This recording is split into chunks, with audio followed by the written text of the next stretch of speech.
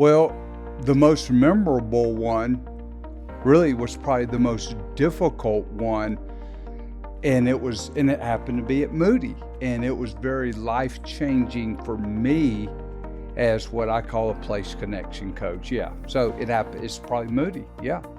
Could you share with us any more about why it was so difficult, what made it so memorable?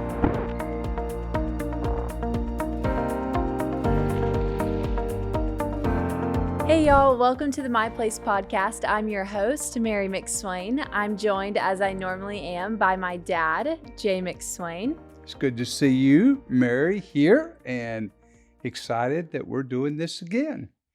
Now, this episode will be released about a month after we took this trip, but a couple weeks ago, we went up to Chicago to Moody Bible College to teach and coach some of the students. Tell me again, how long have you been taking this trip up to Moody? I was trying to think about that.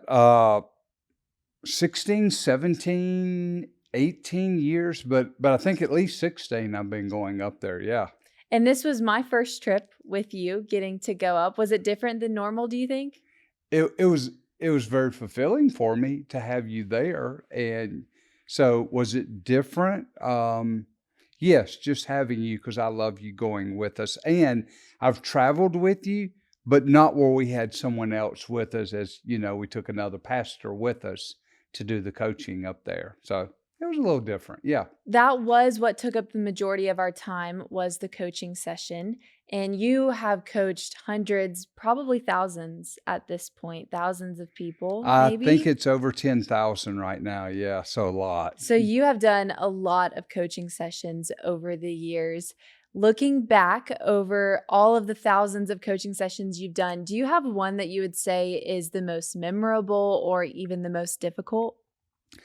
Well, the most memorable one really was probably the most difficult one, and it happened to be at Moody, and it was very life-changing for me as what I call a place connection coach. Yeah. So it's probably Moody. Yeah. Could you share with us any more about why it was so difficult, what made it so memorable for you?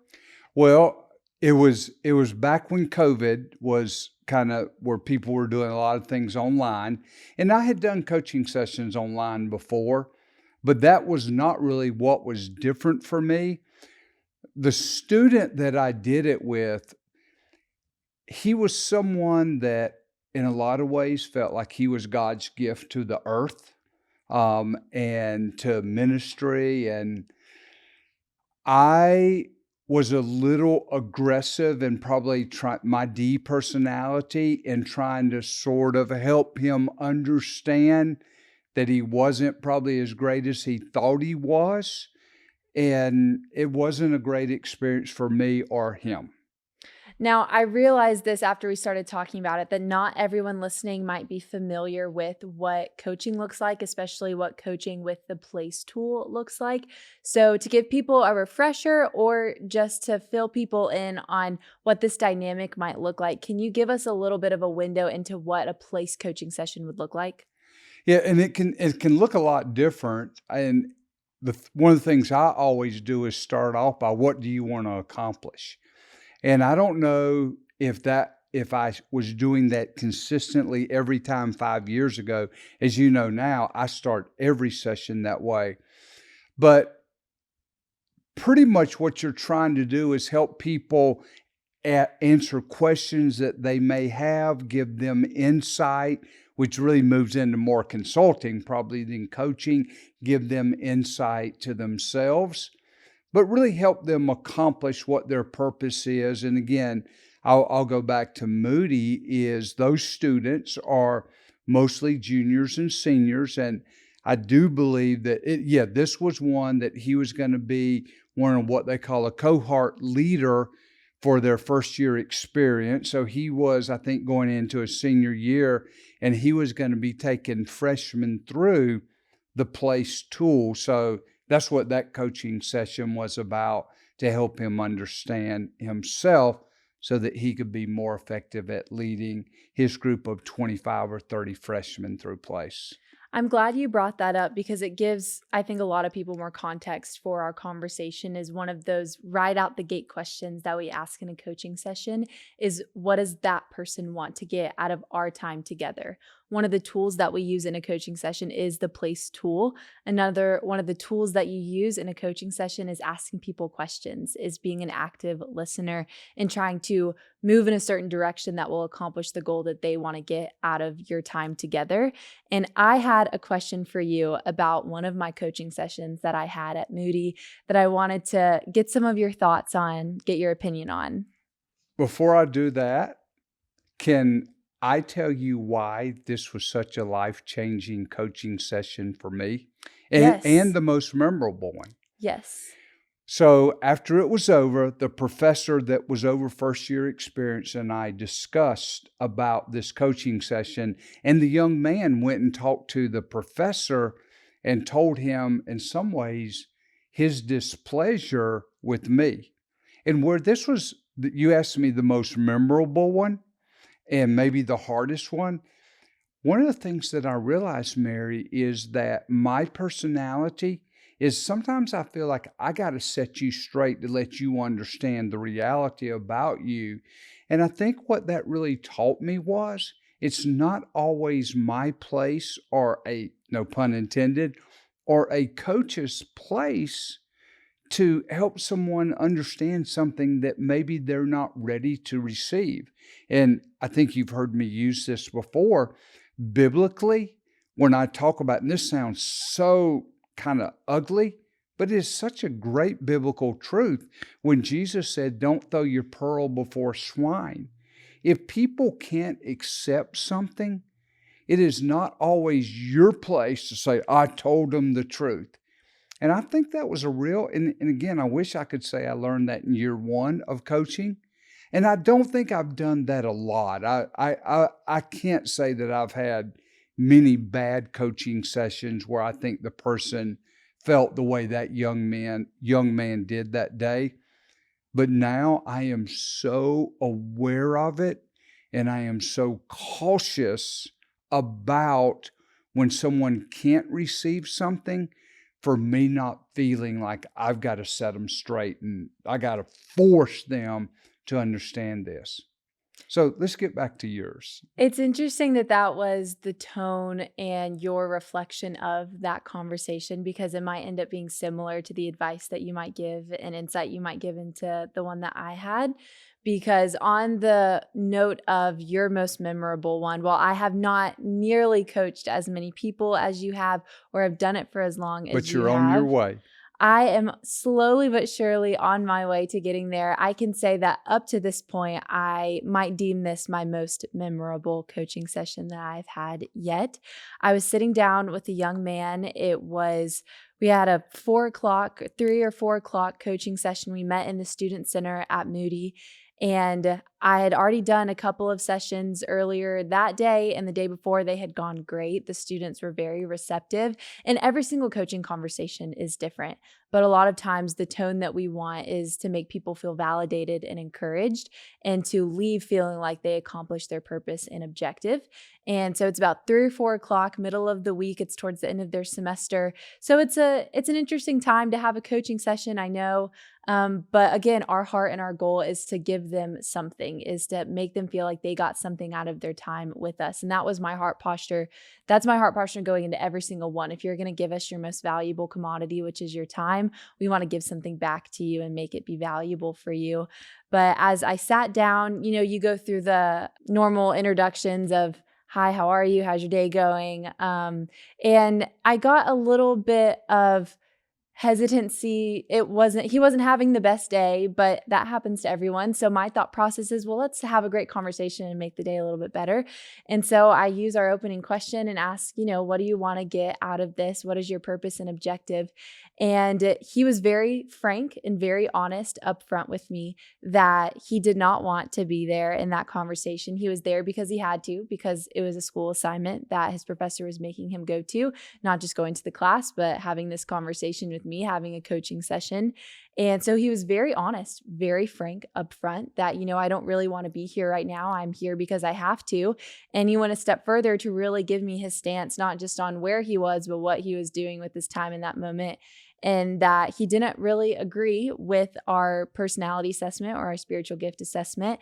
And a lot of his stance was that a personality assessment puts you in a box, and he doesn't feel as though an assessment or the amount of space we gave him on the explaining your life experiences does justice to who he is, or he just had a very hostile stance towards our assessment, towards assessments in general.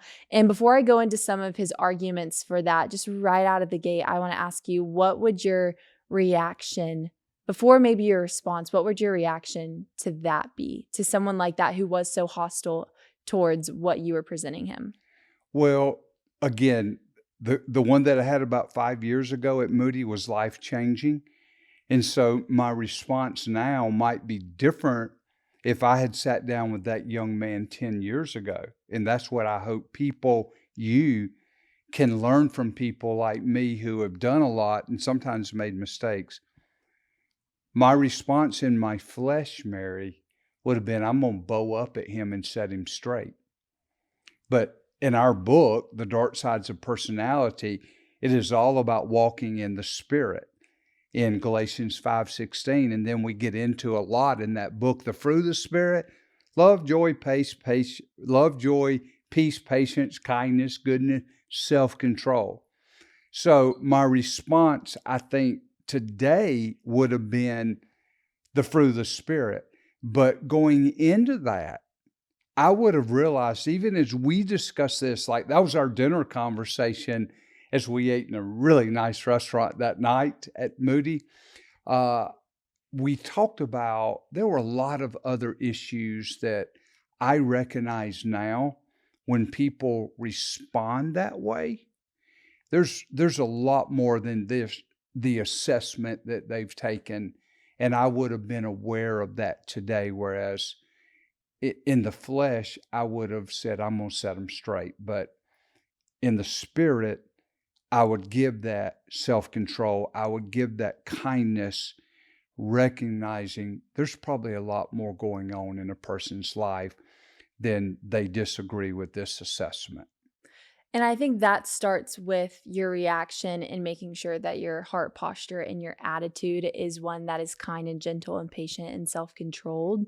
For someone who is against assessments, whether it be a spiritual gift assessment or a psychological assessment, like a personality assessment, in terms of your response to him, not just your reaction and how you wanted the tone of your response to be, what would you have said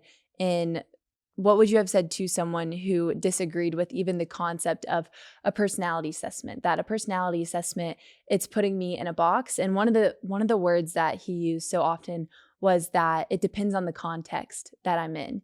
Who I am is going to be dependent on the context that I find myself in.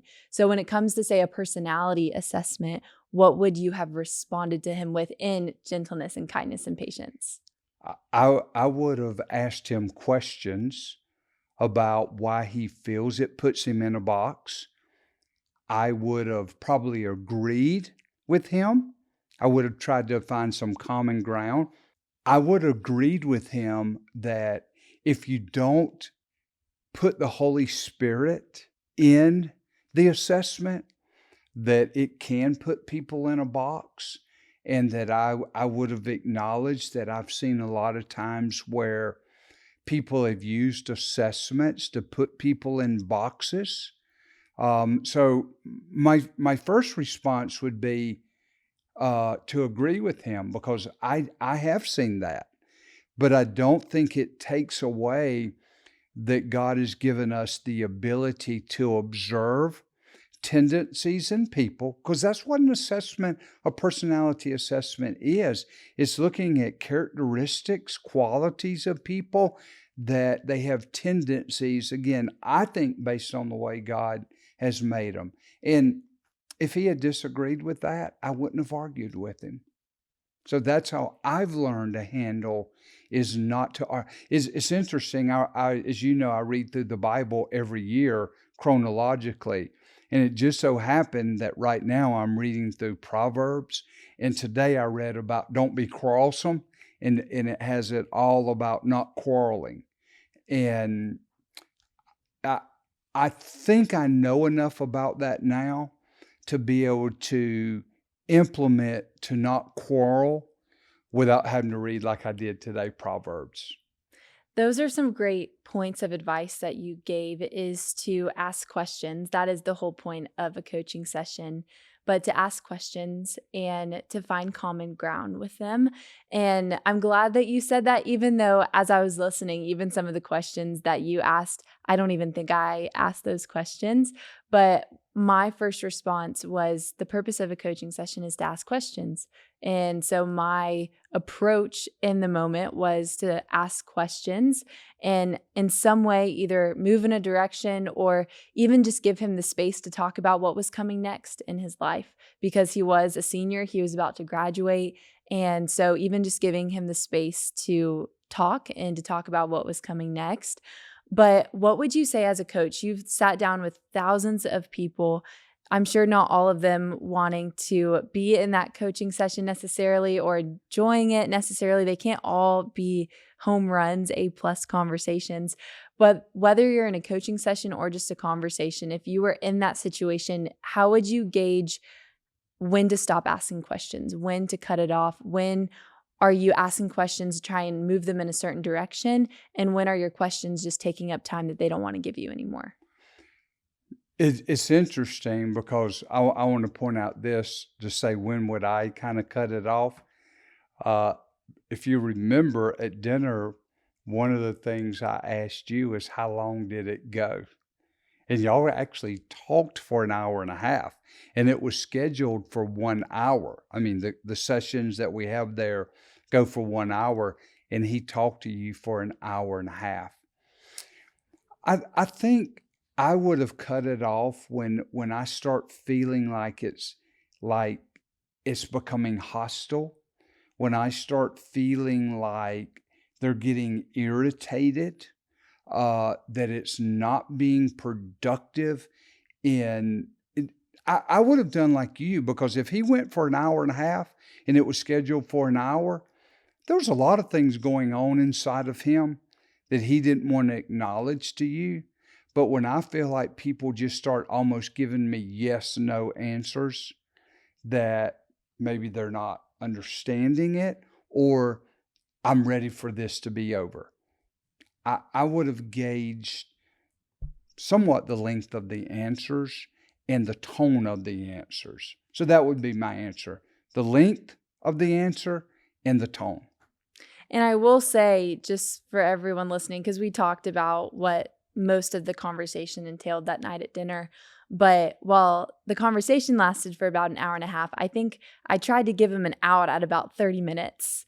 And then the conversation just kept going. But in that hour and a half, one of the things that he kept repeating, one of the verses that he kept using as, I would say, a justification or a defense of his stance, was taken out of 1 Corinthians 9, where Paul says, I've become all things to all people.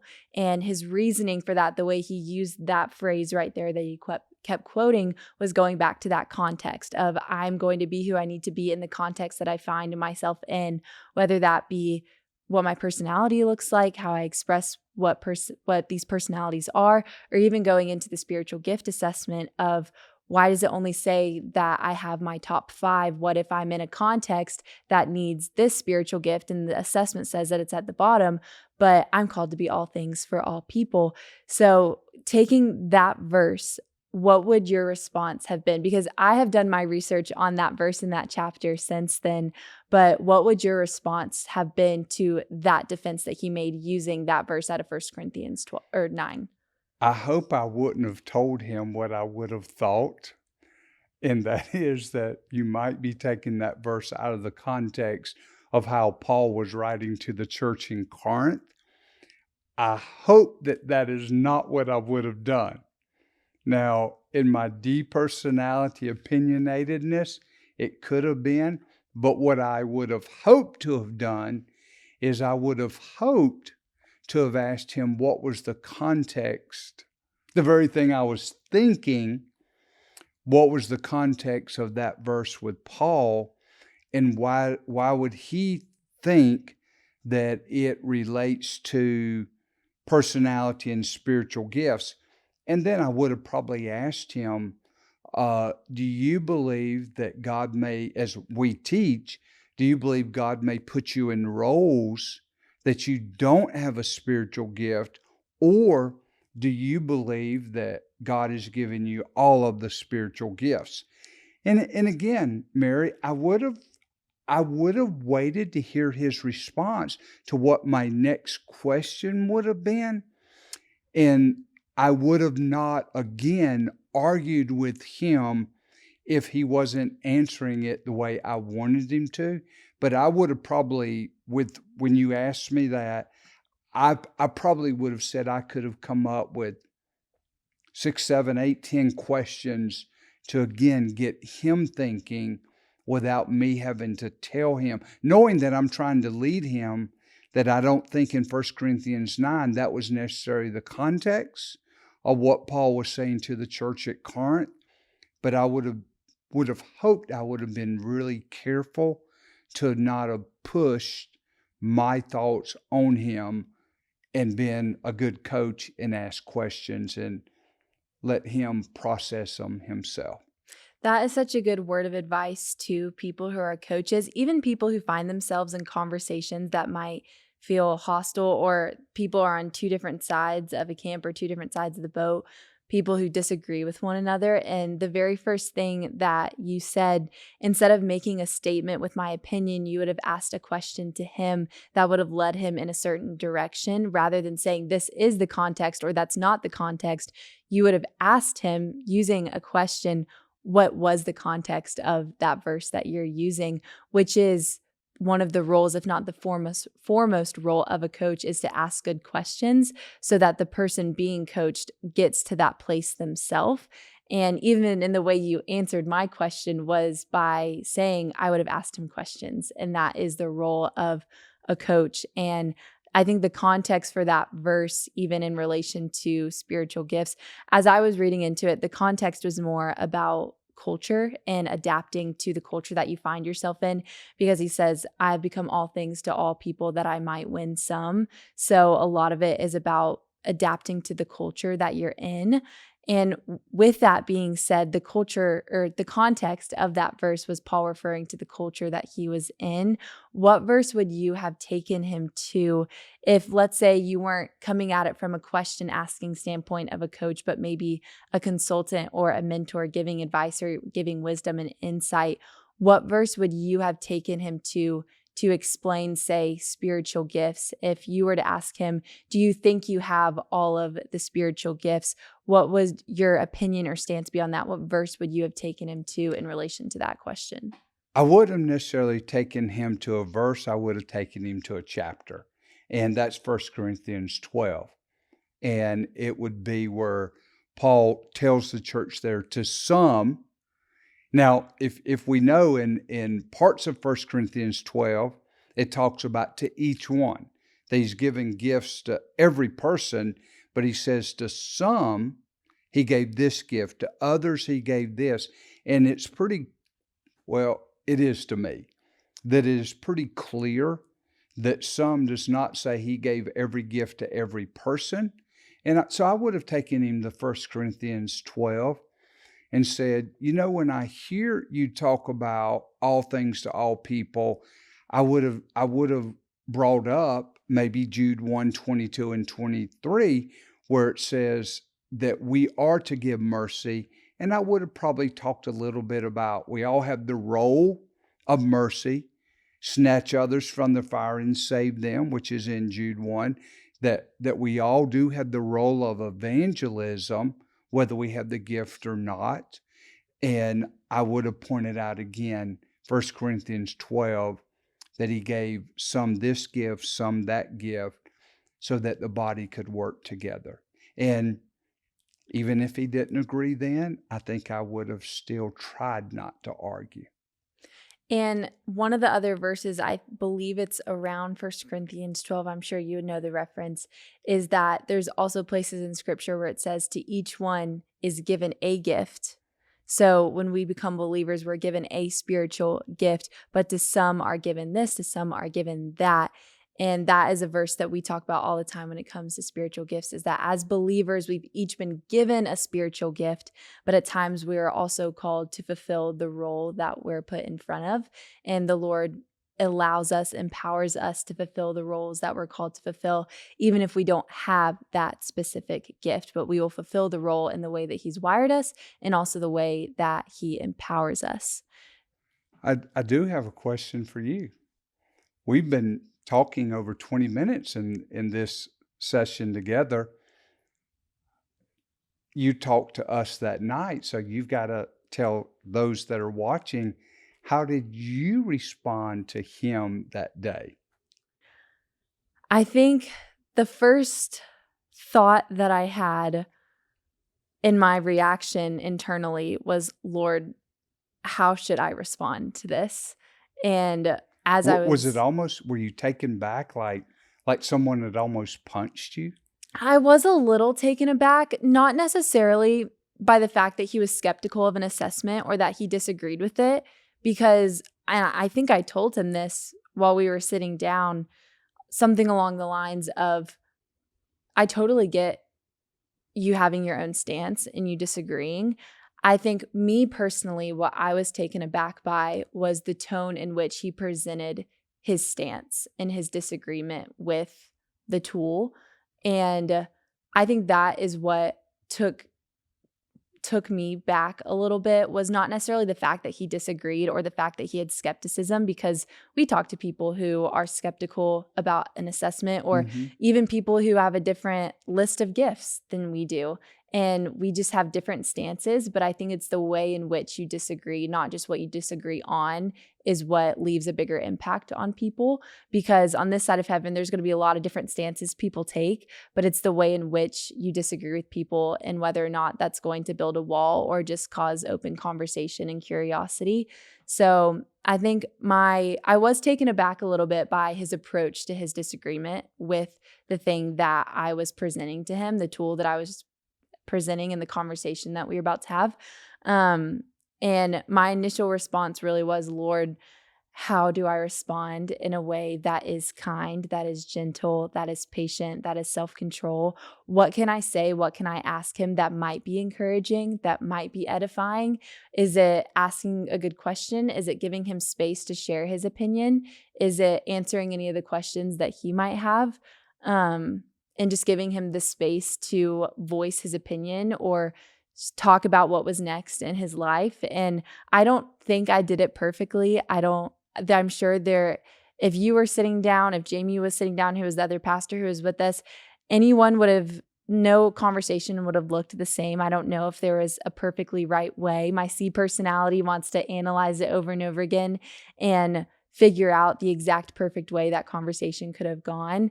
But my heart posture towards it, my reaction was, Lord, what can I say that might be encouraging to him? What can I say that is honoring to the tool and the ministry that I'm representing, and that is not going to leave a bad taste in his mouth? Mm. And not just And even a bad taste in Moody and the Mhm. school. Yeah.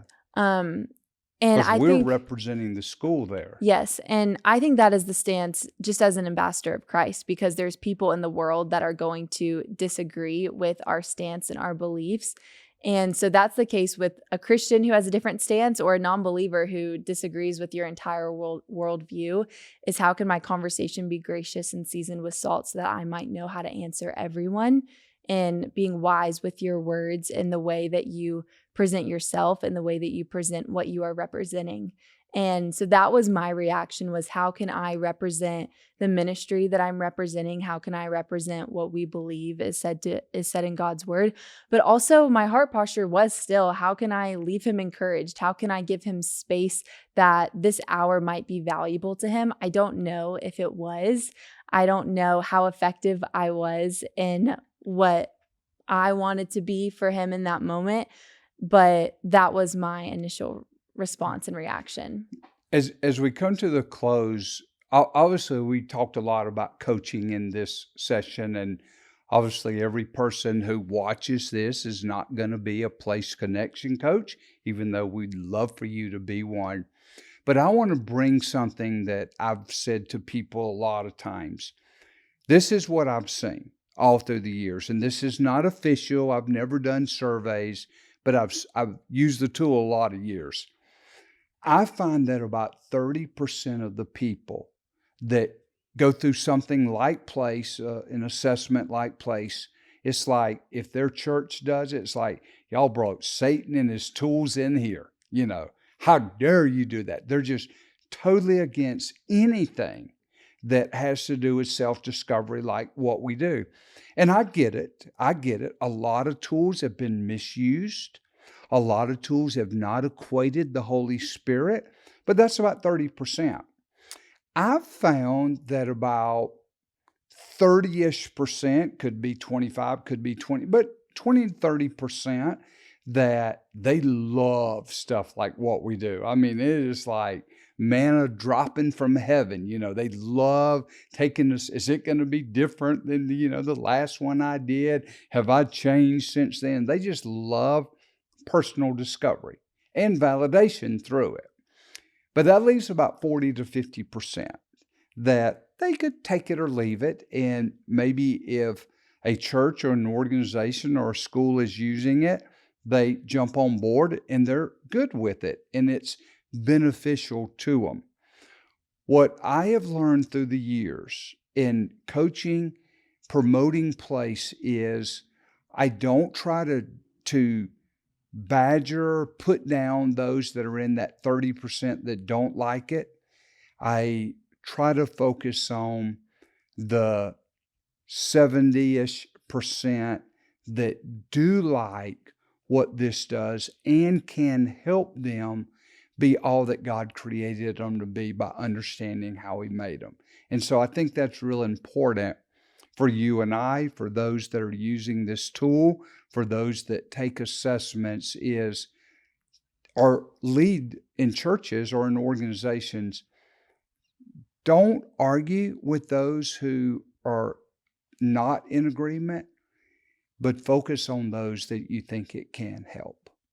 So, what would your advice be to a coach or even someone who is just encountered one of the 30% or encountered a difficult conversation with someone? While your advice is to focus on the 70%, how would you instruct or encourage people to reflect on the 30%? Galatians 5:16, walk in the Spirit. Galatians 5:22 and 23. But the fruit of the Spirit is love, joy, peace, patience, kindness, gentleness, forbearance, self-control. Against such things there is no law. I would encourage them to walk in the Spirit and realize that there are a lot of things going on in that person's life that they may not even know of why they're responding. Why we say that personality is how you act, interact, and react. And we do not know all that has been put into a person that causes them to act and react and interact the way they do. Walk in the Spirit.